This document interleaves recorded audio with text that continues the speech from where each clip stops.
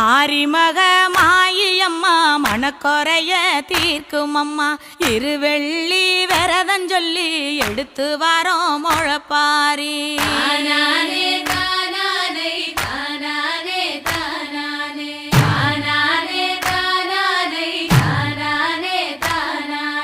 காத்து மட்டும் வந்து போகும் கட்ட பொம்மை கோட்டை போல வெயில் பட ஓல பின்னி விதைச்சு வச்சோம் முழப்பாரி